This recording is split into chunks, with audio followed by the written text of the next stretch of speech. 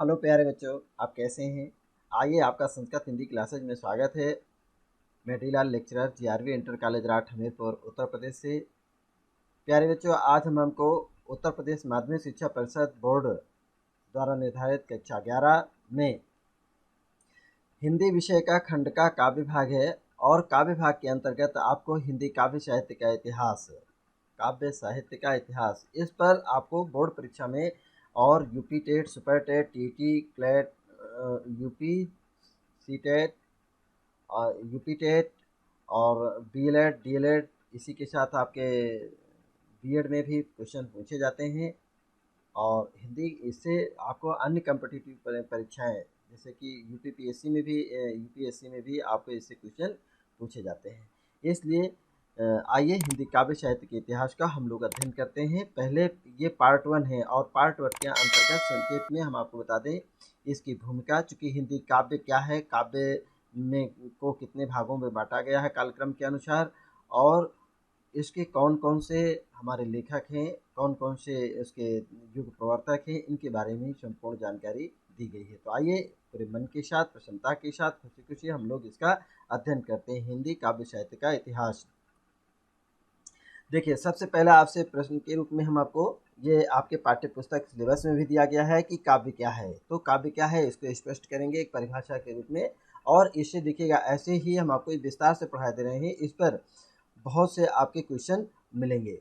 हिंदी काव्य क्या है? तो काव्य वो छंदोबद्ध एवं लयात्मक साहित्यिक रचना है जो श्रोता या पाठक के मन में भावात्मक आनंद की सृष्टि करती है।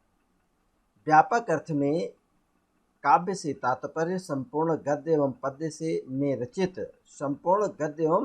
में रचित भावात्मक सामग्री से है। काव्य का मतलब भावात्मक होता है, किंतु संकुचित अर्थ में इसे हम कविता का पर्याय समझा जाता है कि कविताएं ही काव्य होती हैं। लेकिन काव्य के प्रायः दो पक्ष होते हैं। काव्य के दो पक्ष होते हैं। पहला होता है भाव पक्ष और दूसरा होता है कला पक्ष। भाव पक्ष में काव्य के समस्त वर्ण विषय आ जाते हैं, अर्थात वर्ण विषय, इसको ये शब्द याद रखेंगे। काव्य के भाव पक्ष के में काव्य के समस्त वर्ण विषय का तात्पर्य होता है जो काव्य में वर्णित किया गया है उसका विषय क्षेत्र क्या है। कुछ लोग ग्रामीण अंचल से लिखते हैं तो भारत की वर्तमान दशा का वर्णन करते हैं, कुछ प्राकृतिक चित्रण का वर्णन करते हैं, तो अलग अलग भाव पक्ष उसके होते हैं। कुछ लोग जो है जैसे कि देश प्रेम की भावना जागृत करने से के लिए, कुछ भक्ति की भावना जागृत करने के लिए, तो नाना प्रकार के अलग अलग भाव पक्ष होते हैं उसका वर्ण विषय आ जाता है। और कला पक्ष के वर्णन के सभी अंग सम्मिलित होते हैं। अब कला पक्ष के अंतर्गत कौन कौन से होते हैं, जैसे आप जान रहे हैं वर्णन शैली के अंतर्गत आप देखिए भाषा क्या है, आपकी शैली क्या है, और रस क्या है, छंद क्या है, अलंकार क्या है, इस तरीके के ये सभी अंग इसमें आ जाते हैं। ये दोनों पक्ष एक दूसरे के सहायक और पूरक भी माने जाते हैं कि भाव पक्ष और कला पक्ष दोनों ही एक दूसरे के पूरक होते हैं। भाव पक्ष का संबंध प्रायः काव्य की वस्तु स्थिति से होता है और कला पक्ष का संबंध आकार या शैली से होता है। वस्तु या आकार एक दूसरे से पृथक नहीं हो सकते हैं। जैसा कि आप जानते हैं वस्तु और वस्तु का आकार, वस्तु है तो कोई ना कोई आकार होगा, आकार है तो वस्तु है। अब दोनों में एक दूसरे के पूरक है। यदि आकार न रहे और वस्तु की आप कल्पना करें तो गलत है। इस प्रकार से दोनों निरर्थक हो जाएगा, अर्थात वस्तु या आकार स्वयं एक दूसरे के पूरक होते हैं और कोई वस्तु आकारहीन नहीं हो सकती है। वैसे तो व्यापक दृष्टि से भाव पक्ष और कला पक्ष दोनों में ही रस से संबंधित होते हैं, अर्थात भाव पक्ष भी और कला पक्ष दोनों में ही रस से संबंधित होते हैं, क्योंकि कला पक्ष के अंतर्गत जो अलंकार, लक्षण, व्यंजना और रीतियां हैं, रीतियां मतलब रीति का तात्पर्य समझ रहे होंगे, रीतियां माने शैली होता है। रीतियां माने क्या होता है? शैली। वे सभी रस की पोषक हैं, तथापि भाव पक्ष का रस से सीधा संबंध है। भाव पक्ष का सीधा संबंध रस से होता है या रस से सीधा संबंध होता है, वह उसका प्रधान अंग है। कला पक्ष के विषय उसके सहायक और पोषक हैं। काव्य के दो भेद माने जाते हैं, एक श्रव्य काव्य, दूसरा है दृश्य काव्य। श्रव्य काव्य में रसानुभूति पढ़कर या सुनकर होती है। ये श्रव्य काव्य जो होता है, जो कानों से सुनते हैं आप, पढ़ करके या सुन करके रस के आनंद की अनुभूति होती है, जबकि दृश्य काव्य में रसानुभूति अभिनय एवं दृश्यों के द्वारा ही संभव है। जब आप कोई नाटक देखते हैं, श्रव्य काव्य दृश्य काव्य है, तो दृश्य को देख करके ही उसके अभिनय से आपको दृश्यों के माध्यम से ही इसमें रसानुभूति संभव होती है। श्रव्य काव्य के भी दो उपभेद होते हैं, जैसा कि आप समझ रहे हैं कि काव्य के दो भेद, वैसे ही श्रव्य काव्य के भी दो उपभेद हैं। इसको हम प्रबंध काव्य एवं मुक्ता काव्य भी कहते हैं। प्रबंध काव्य एवं मुक्ता काव्य ये दो उपभेद हो जाते हैं। प्रबंध काव्य में किसी एक कथा का आश्रय लेकर के रचना चलती है। जब किसी प्रबंध का, जैसे रामायण एक प्रबंध काव्य है, महाभारत एक प्रबंध काव्य है, तो ये प्रबंध काव्य में किसी एक कथा का को लेकर के उसका आश्रय लेकर के रचना की जाती है, जबकि मुक्तक काव्य में स्वतंत्र पदों के रूप में भावाभिव्यक्ति की जाती है। प्रबंध काव्य के भी दो प्रकार हैं।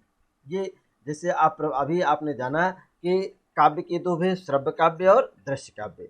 फिर आपने देखा कि श्रव्य काव्य के दो भेद हो गए, प्रबंध काव्य और मुक्ता काव्य। अब पहला जो प्रबंध काव्य था उसके भी दो भेद हो गए हैं। प्रबंध काव्य के दो भेद होते हैं, पहला है महाकाव्य और दूसरा खंड काव्य। इस प्रकार से आपने ये प्रबंध काव्य के भी दो भेद अध्ययन किए हैं। तो ये छोटे छोटे प्रश्न आपसे पूछे जाते हैं कि प्रबंध काव्य के दो भेद बताइए, तो आप क्या बताएंगे? यही आप लिखेंगे, प्रबंध काव्य के दो भेद, एक होता है महाकाव्य, दूसरा होता है खंड काव्य। ठीक, ऐसे ही बना करके क्वेश्चन, छोटे छोटे प्रश्न आपसे पूछे जाते हैं। आइए अब आप लेकर चलते हैं काव्य साहित्य का विकास कैसे हुआ है, किस क्रम में हुआ है, इसका हम अध्ययन करेंगे। प्रत्येक भाषा का साहित्य उस भाषा को बोलने वाले समाज का सजीव चित्र होता है कि उस समाज के लोग जो बोलते हैं उसका वास्तविक चित्रण किया जाता है।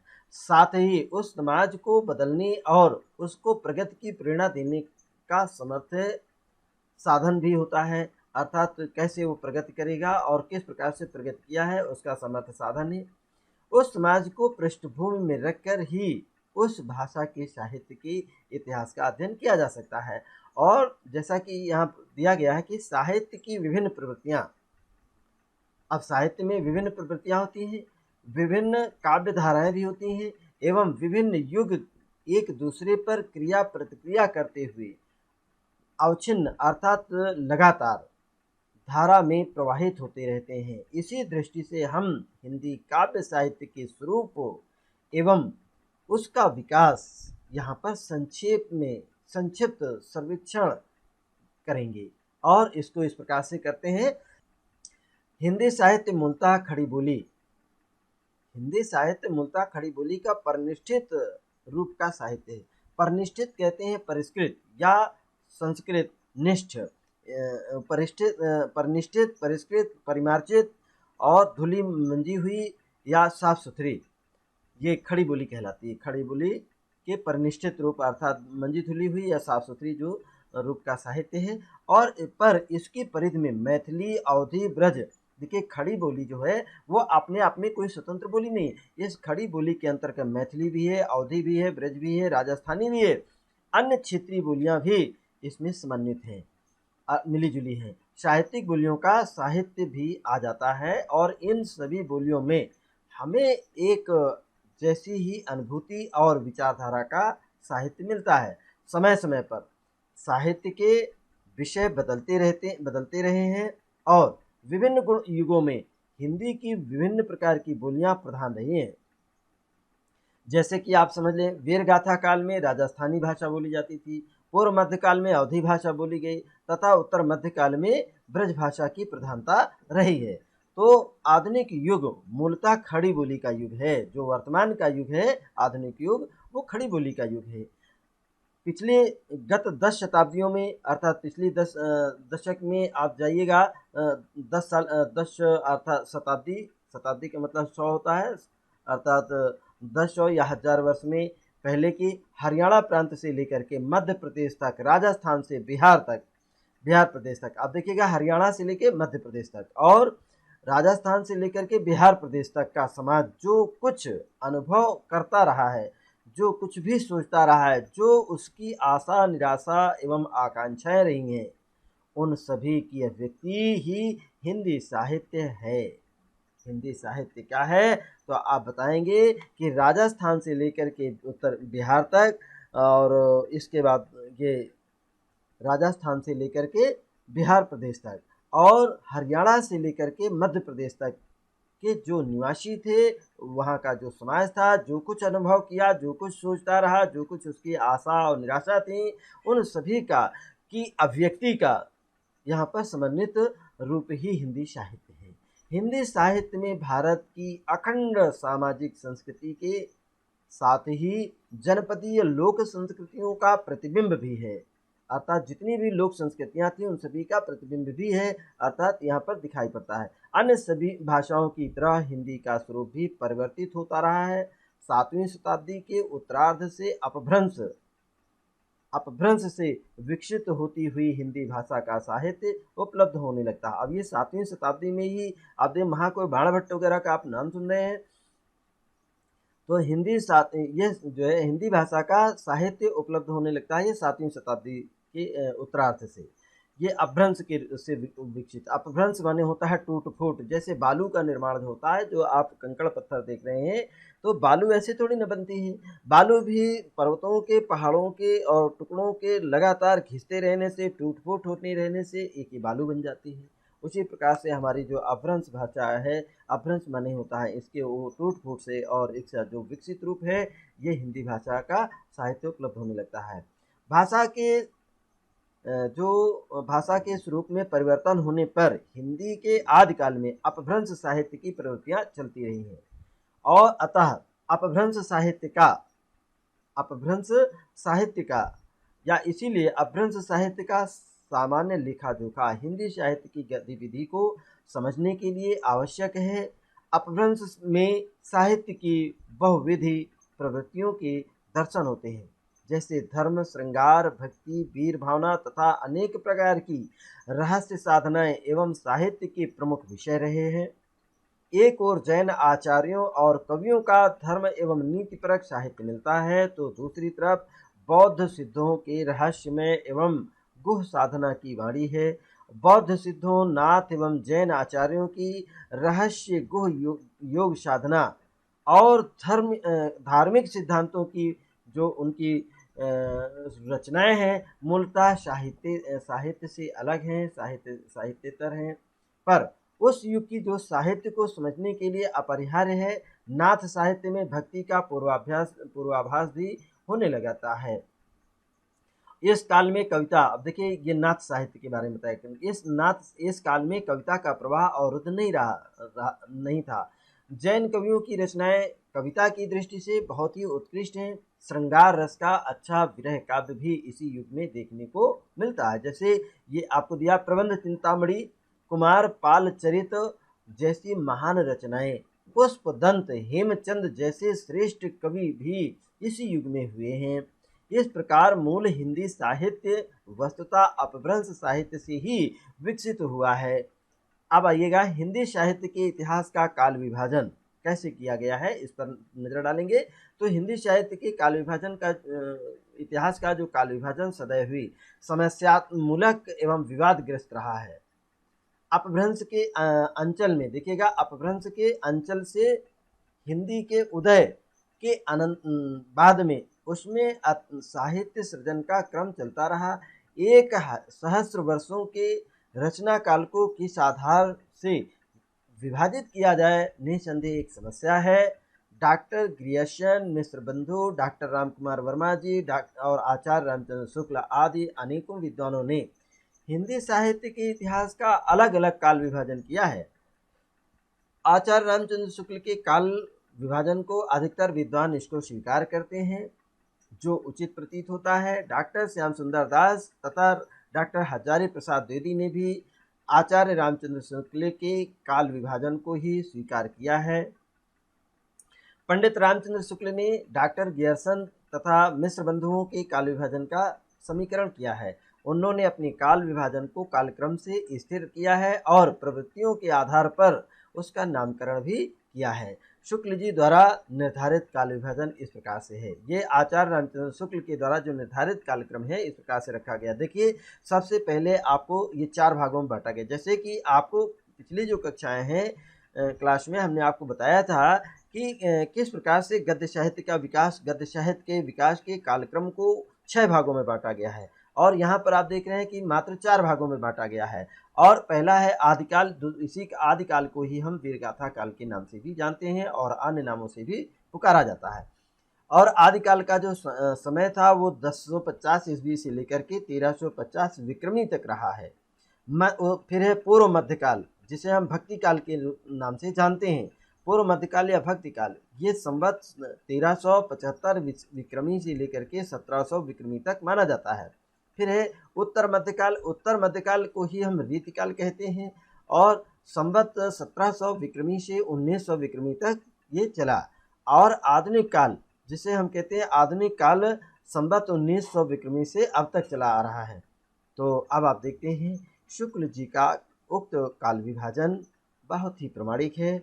इसमें काव्य प्रणयन शैली तथा ग्रंथों की प्रसिद्धि को आधार माना गया है।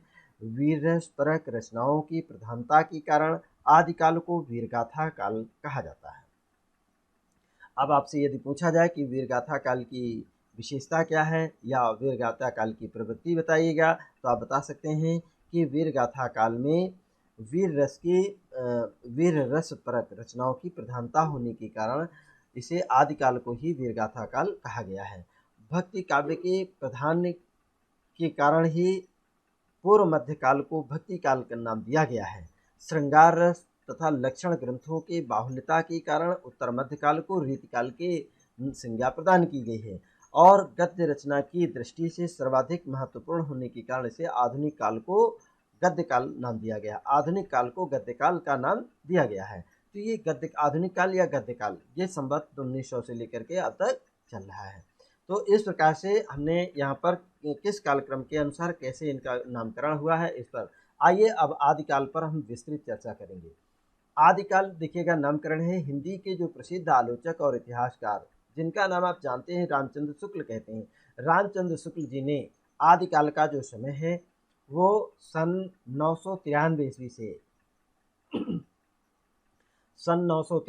से संवत 1050 विक्रमी से लेकर के 1318 ईस्वी तक अर्थात संवत 1375 विक्रमी तक माना था और उसे वीरगाथा काल की संज्ञा प्रदान की गई। अर्थात आदिकाल को ही दूसरा नाम वीरगाथा काल के नाम से जाना जाता है, क्योंकि वे इस अवधि में वीरगाथाओं की रचना प्रवृत्ति को प्रधान मानकर चले थे। किंतु परावर्ती विद्वानों ने, जो इनके बाद के विद्वान थे, इनसे परावर्ती अर्थात पहले के परवर्ती विद्वानों ने 769 ईस्वी से माना है। इसे 14वीं शताब्दी के मध्य तक की अवधि को हिंदी साहित्य का आदिकाल कहा है।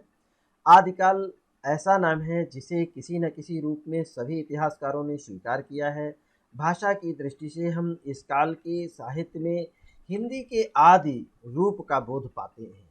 हिंदी आदि, आदि माने होता है प्राचीनतम। तो भाव की दृष्टि से हम विभिन्न भक्ति काल से आधुनिक काल तक की सभी प्रमुख प्रवृत्तियों के प्रारंभिक बीज खोज सकते हैं। इस काल की जो आध्यात्मिक, श्रृंगारिक तथा वीरता की प्रवृत्तियों का ही विकसित रूप से परवर्ती साहित्य में मिलता है।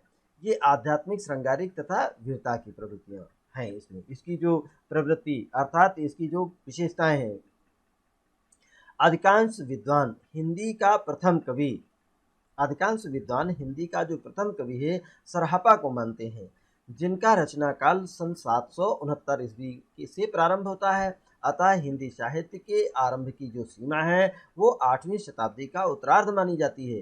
दूसरी ओर विद्यापति को भी आदिकाल के अंतर्गत ही माना जाता है और इनका जो ये आप नाम सुन रहे हैं विद्यापति मिश्र जी, तो विद्यापति जी का जो रचना काल रहा है वो सन 1375 ईस्वी से लेकर 1418 ईस्वी तक रहा है। इस दृष्टि से आदिकाल की जो अंतिम सीमा रही वो 1418 ईस्वी निर्धारित की जा सकती है।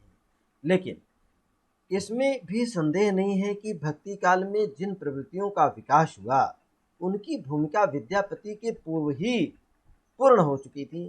अतः विद्यापति को भक्ति काल में रख करके 14वीं शताब्दी के मध्य को आदिकाल की अंतिम सीमा मानना ही समाचीन होगा। अर्थात समाचीन होने माने ठीक होगा, सत्य होगा, सही होगा।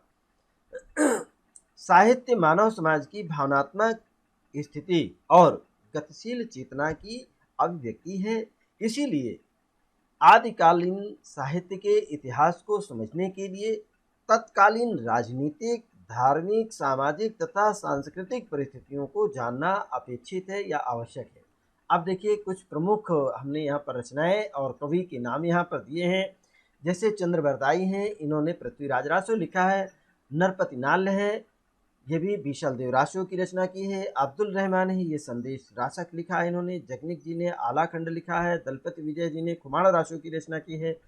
और नल्ह सिंह थे, जिन्हें हम नल्ह सिंह कहते हैं, इन्होंने विजय पाल रासो की रचना की। ये सभी वीरगाथा काल के लेखक एवं उनकी रचनाएं रही आदिकाल। आइए आदिकाल के साथ ही कुछ और इनकी राजनीतिक स्थिति के दर्शन करते हैं। तो आदिकाल की राजनीतिक परिस्थितियां कैसी रही हैं। हिंदी साहित्य का आदिकाल वर्धन साम्राज्य की समाप्ति के समय से प्रारंभ होता है। और वर्धन साम्राज्य की समाप्ति अर्थात अंतिम वर्धन सम्राट हर्षवर्धन, क्या नाम था, हर्षवर्धन। वर्धन सम्राट जो अंतिम थे वो हर्षवर्धन के समय से ही सिंध प्रांत पर अरबों के आक्रमण आरंभ हो गए थे। जो अरब के आने वाले लोग थे वो सिंध प्रांत पर आक्रमण कर रहे थे। हर्षवर्धन की मृत्यु के बाद भारत की संगठित जो सत्ता थी वो टूट टूट गई, अर्थात टुकड़े टुकड़े हो गई। हर्षवर्धन की मृत्यु के बाद भारत के टुकड़े टुकड़े हो गए। उसके बाद राजपूत राजा निरंतर युद्धों की आग में जल गए। वो सभी एक दूसरे से युद्ध करने लगे। अंततः एक विशाल इस्लाम साम्राज्य की स्थापना हो गई। विशाल साम्राज्य कैसे सफल हुआ। पहले डिवाइड एंड रूल, फूट डालो और शासन करो।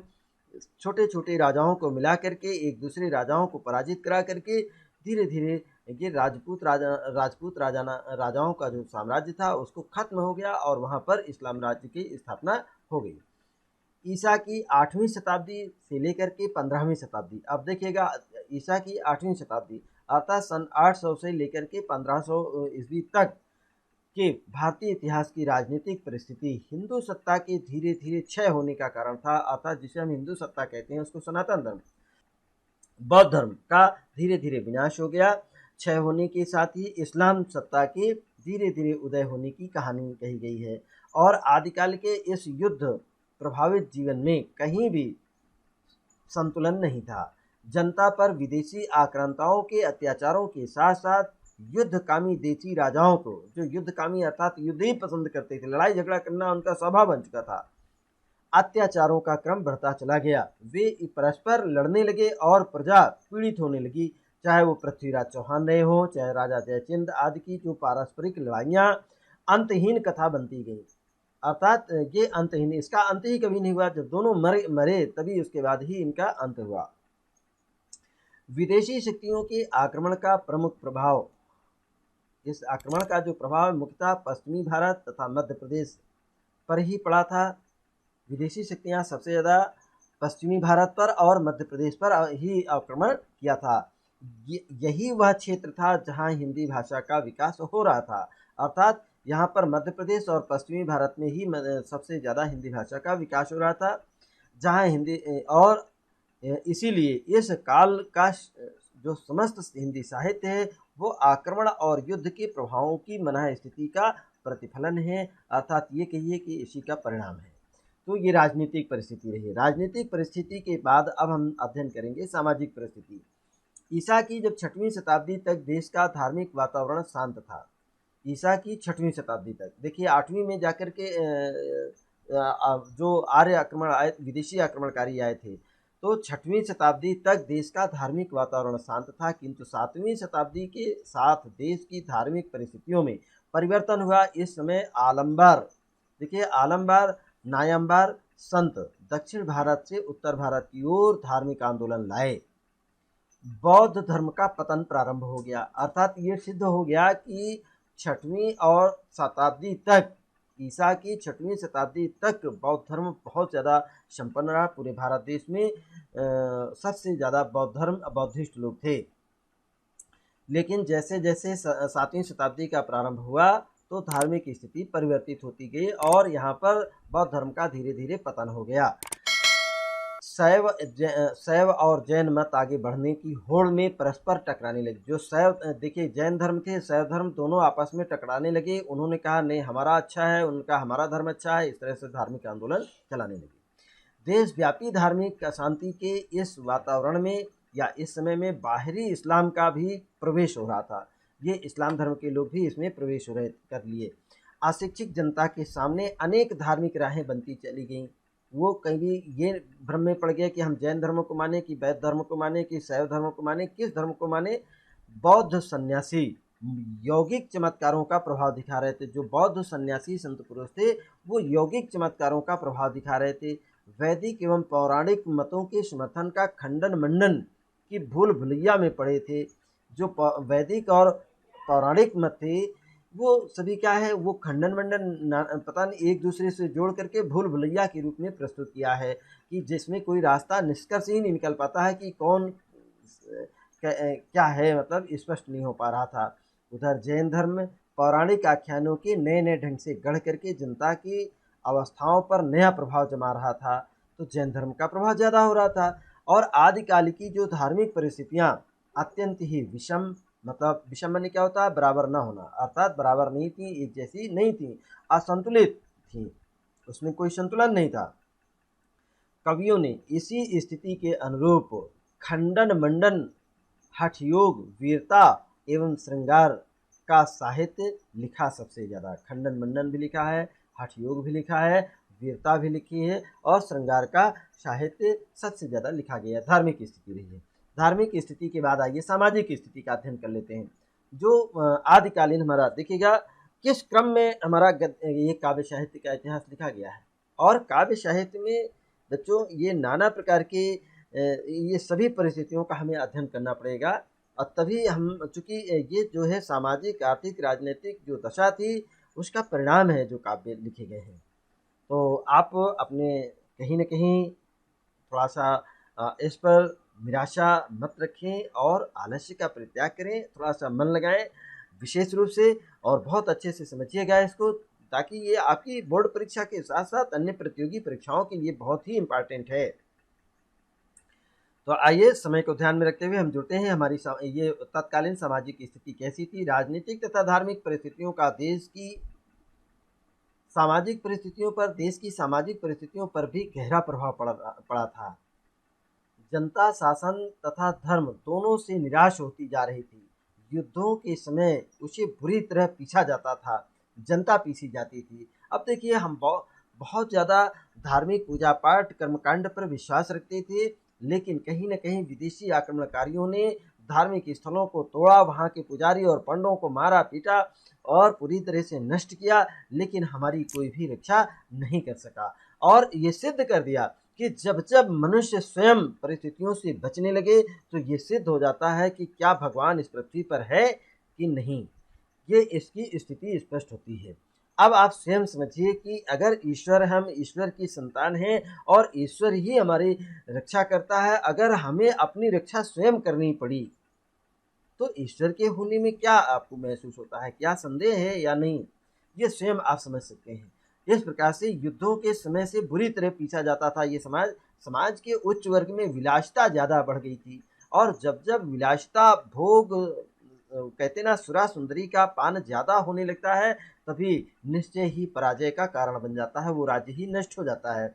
निर्धन वर्ग जो है श्रमिक था और अंधविश्वास जोरों पर था। जानते हैं अस्पतालों का अभाव था। आज भी देखिएगा जैसा कि आप देख रहे हैं, पहले लोग अस्पतालों की रचना कम करते थे, अस्पतालों का निर्माण कम करवाते थे सार्वजनिक स्थलों पर, लेकिन मंदिरों का पूजा पाठ और ढोंग धतूरा पाखंड में जब कोई बीमार हो तो मंदिरों में लिख डाल दो, कैसे ठीक होगा वो। ये तो कहीं न कहीं जनता के बीच में कुठाराघात था। आज भी सबसे ज़्यादा आवश्यकता आज इस कोरोना जैसी वैश्विक महामारी से बचने के लिए हमारे कोई भी मंदिर, मस्जिद, गिरजाघर, क्या हमारे वहाँ पर जो देवालय हैं, जो वहाँ पर हमारे प्रतिष्ठित इष्ट देव हैं, क्या हमारी रक्षा कर पा रहे हैं? नहीं। तो ऐसे तथ्यों को ध्यान में रखते हुए हमें कहीं न कहीं इनमें संदेह उत्पन्न होता है, और उस संदेह की स्थिति में हमें निराशा उत्पन्न होती है, और ये निराशा ही परिवर्तन का कारण बनती है। तो आइए अब देखते हैं कि अंधविश्वास किस प्रकार से जोरों पर था। सांप्रदायिक तनाव बढ़ रहा था, योगियों का गृहस्थों पर आतंक छाया हुआ था।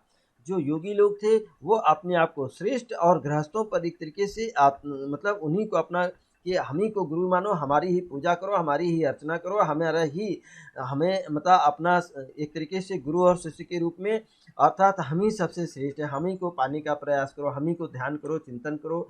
जनता में दुर्भिक्ष, अर्थात दुर्भिक्ष क्या है, अकाल पड़ना, उसमें गरीबी ज़्यादा थी। युद्ध और महामारियों का निरंतर शिकार हो रही थी। कोई भी गुरु, कोई भी धार्मिक संचालक जो होता है, नेता, वो जितने भी संत महापुरुष थे किसी की बीमारी को ठीक नहीं कर पा रहे थे। और चूंकि अंधविश्वास था, मैंने आपसे आप देख रहे हैं ना कि वो तत्कालीन समाज में औषधालय, चिकित्सालय, विद्यालयों की स्थापना नहीं थी। सब ऐसे ही आतंक छाए हुए थे और उसमें अशिक्षा, बीमारी और गरीबी कहीं न कहीं अपना पैर पसार कर लिया था और जनता त्रस्त हो रही थी। तो इस तरीके से सामाजिक परिस्थिति के इस विषमता में हिंदी के कवियों को जनता की स्थिति के अनुसार काव्यों की रचना सामग्री जुटानी पड़ी और उसको अब कहीं न कहीं वाणी दी और रचना में अपना स्थान, उसका स्थान दिया है। ये सामाजिक दशा थी। आइए सामाजिक के बाद सांस्कृतिक परिस्थितियाँ कैसी थीं, इस पर भी संक्षेप में प्रकाश डालेंगे। आदिकाल में भारतीय और इस्लाम, देखिएगा आदिकाल में भारतीय और इस्लाम दो हो गए। इन दोनों संस्कृतियों का संक्रमण होने लगा, अर्थात एक दूसरे से मिक्सअप होने लगे। और जिस प्रकार से हिंदुओं में छुआछूत, नीच नीच भेदभाव की, मानव मानव में भेद की भावना पैदा की गई, उसका पर्याय बन गई कि इस्लाम जब आया तो इस्लाम में भी संक्रमण होने लगा और दोनों एक दूसरे के त्योहारों को, एक दूसरे के संपर्क में रहने से विचारों में कहीं न कहीं सम्मिश्रण होने लगा। उसका ह्रास की कथा है। और इस काल में भारतीय संस्कृति का जो स्वरूप मिलता है वो परंपरागत गौरव से विच्छिन्न तथा मुस्लिम संस्कृति के गहरे प्रभाव से निर्मित है। आप इसे समझ लीजिएगा, जो तत्कालीन समाज था उसमें मुस्लिम की जो संस्कृति थी उसका गहरा प्रभाव हो गया, क्योंकि वो आए थे एक आक्रमणकारी के रूप में। उन्होंने यहाँ के लोगों को जैसे गुलाम बनाया और उनको गुलाम बनाया तो अपना प्रभाव उन पर छोड़ने लगे। लोग इन्हीं को श्रेष्ठ मानने लगे और उनको जब श्रेष्ठ मानने लगे तो वहाँ पर कहीं न कहीं उनकी गलत बात को भी स्वीकार करने लगे। तत्कालीन जनजीवन के स्वरूप में इस संस्कृति की जो व्यापक छाप मिलती है, जैसे उत्सव है, मेले हैं, वेशभूषा है, आहार विहार, विवाह और मनोरंजन आदि सब में मुस्लिम रंग मिल गया। संगीत, चित्र और वास्तु एवं मूर्ति कलाओं को उनकी जो मूल भारतीय परंपरा धीरे धीरे क्षय होती गई, अर्थात उसका विनाश होता गया। आप देखिए किस तरीके से धीरे धीरे करके बौद्ध धर्म का नाश हुआ और हिंदू धर्म का विनाश हुआ, क्षरण हुआ। आइए सामाजिक परिस्थिति के साथ साथ अब हम आगे बढ़ते हैं साहित्यिक परिस्थिति में। इस काल में साहित्यिक रचना तीन धाराएं हो गई। साहित्य की जो रचना है, आदिकालीन जो साहित्य है उसकी तीन धाराएं बन गई। प्रथम धारा संस्कृत साहित्य की थी और जिसका विकास परंपराबद्ध हुआ था। दूसरी धारा का साहित्य प्राकृत एवं अपभ्रंश दोनों में लिखा जा रहा था। और तीसरी हिंदी भाषा में लिखे जाने वाले साहित्य की थी। तीन प्रकार की प्रवृत्तियां थीं। कहने का तात्पर्य है, एक तो संस्कृत से की जैसे संस्कृत की साहित्यों की रचना हो रही थी, दूसरा जो था प्राकृत और अपभ्रंश, प्राकृतिक एवं अपभ्रंश भाषा में लिखा जा रहा था, तीसरा हिंदी भाषा में लिखे जाने वाले साहित्य की थी, जिसने तत्कालीन परिस्थितियों की प्रतिक्रिया प्रत्यक्ष और परोक्ष दोनों ही रूप में परिलक्षित हो रही थी। आदिकाल के साहित्य को निम्नलिखित वर्गों में बांटा जा सकता है। ये देखिए आदिकाल का जो प्राचीनतम हमारा साहित्य कैसे आप बांटा गया है। सिद्ध साहित्य, जैन साहित्य, नाथ साहित्य, रासो साहित्य, लौकिक साहित्य, ये पांच प्रमुख भागों में बांटा गया है। सिद्ध साहित्य, जैन साहित्य, नाथ साहित्य और रासो साहित्य, इसके बाद लौकिक साहित्य, ये पांच भागों में आदिकाल के साहित्य को बांटा गया है। आपसे प्रश्न छोटे छोटे पूछे जा सकते हैं कि ये आदिकाल के जो साहित्य है उसको कितने वर्गों में विभाजित किया गया है, तो आप बता सकते हैं पांच भागों में। कौन कौन से हैं? सिद्ध साहित्य, जैन साहित्य, नाथ साहित्य और रासो साहित्य और लौकिक साहित्य। इस युग में काव्य रचनाएं प्रबंध तथा मुक्त, मतलब दोनों प्रकार की प्रबंध और मुक्त दोनों प्रकार के रूपों में प्राप्त होती हैं। आइए अब ये साहित्यिक परिस्थिति थी। अब इसके साथ सिद्ध साहित्य का सबसे पहले हम आप लोग अध्ययन करते हैं कि सिद्ध साहित्य कैसा था, फिर जैन साहित्य कैसा था। इस प्रकार से हमें आपको अध्ययन करना है। तो सिद्ध साहित्य का परिचय जानकारी कर लेते हैं कि सिद्ध साहित्य कैसा था।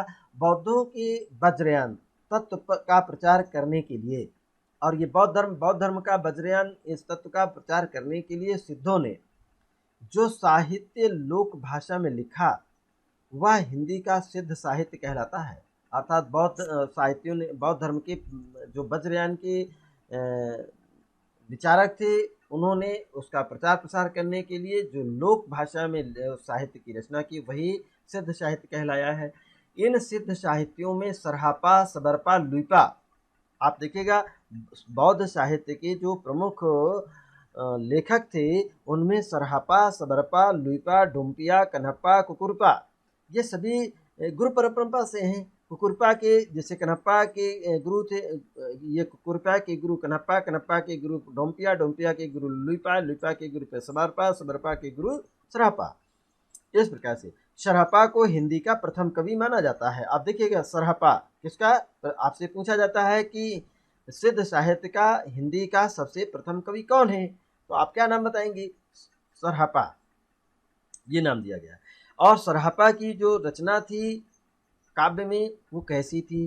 नाद न बिंदु न रवि न शशि मंडल, राव सहाबे मूलक, आजुरे उजु छाड़ी माले हुरे बंको, नियहि बोहिया चाहुरे लाक, हाथ रे काकड़ मालो उदापण, आपणे आपा बुझतो नियमण। इस प्रकार के जो साहित्य थे, उसको आपने नाथ साहित्य का एक संक्षेप में, ये सरहापा के द्वारा विरचित ये काव्य था, इसका आपने अध्ययन किया है। अब सरहापा की इस कविता से स्पष्ट है कि उस समय अपभ्रंश, अपभ्रंश क्या है? संस्कृत से टूट फूट करके हिंदी का नया निर्माण हो रहा था, तो अपभ्रंश से हिंदी का विकास होना प्रारंभ हो गया था। आइए, अब ये नाथ सिद्ध साहित्य है, और अब आप ये जैन साहित्य में जिस प्रकार हिंदी के पूर्वी क्षेत्र में हिंदी कविता के माध्यम से सिद्धों ने बौद्ध धर्म के वज्रयान का मत का प्रचार किया, उसी प्रकार से पश्चिमी क्षेत्रों में जैन साधुओं ने भी अपने मत का प्रचार हिंदी कविता के माध्यम से किया था। जैन साहित्य का सबसे अधिक लोकप्रिय रास ग्रंथ है। संस्कृत के रस शब्द को जैन साधुओं ने रास रूप देकर के रचना प्रभावशाली ढंग से शैली में बनाया है। अर्थात हिंदी में जैसे संस्कृत में जिन्हें रस कहा जाता है, उसी को जैन साधुओं ने रास के रूप में उसको प्रदान किया, और उसकी प्रभावशाली शैली में उनकी रचनाएं की हैं। जैसे इनमें सबसे प्रमुख थे देवसेन जी। सबसे पहले जो कवि थे जैन साहित्यों का या जैन साधुओं का सबसे प्रथम कवि देवसेन ने लिखा है श्रवकाचार। मुनिजन विजय ने लिखा था भरतेश्वर बाहुबली रास, और दूसरा इसके बाद आया है जिन धर्म सूरी जी ने स्थूल भद्र रास लिखा, और विजय सेन सूरी का इन्होंने लिखा है रेवंत गिरिरास आदि। ये जैन साहित्य की निधि रही हैं, अर्थात जैन साहित्य आचार्य रहे हैं जैनों की के, अर्थात जैन से संबंध ऐसे जैनिज्म थे जिन्होंने इस प्रकार की रचनाएं की थी श्रेष्ठ लोगों में से।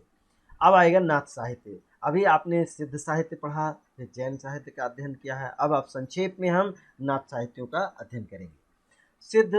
सिद्धों की वाममार्गी योग साधना की जो प्रक्रिया में नागपंथियों के हठ योग का साधना प्रारंभ हुई थी, ये सिद्धों की जो वाम मार्गी साधना थी। अब सिद्ध कौन थे? बौद्ध धर्म वाले थे।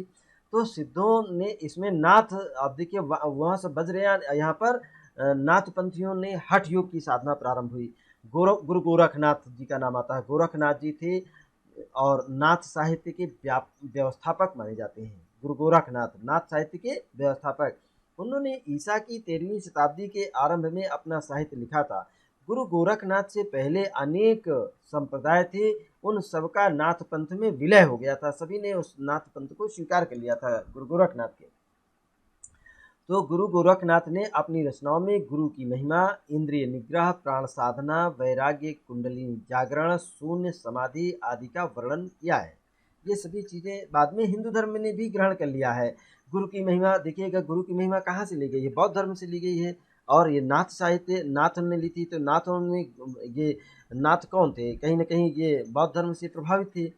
तो इन्होंने गुरु महिमा, इंद्रिय निग्रह, प्राण साधना, वैराग्य, कुंडलिनी जागरण, शून्य समाधि का वर्णन इसका दिया गया है। तो ये योग वाम मार्गी योग साधना की फलस्वरूप ये हठ साधना प्रारंभ हुई है।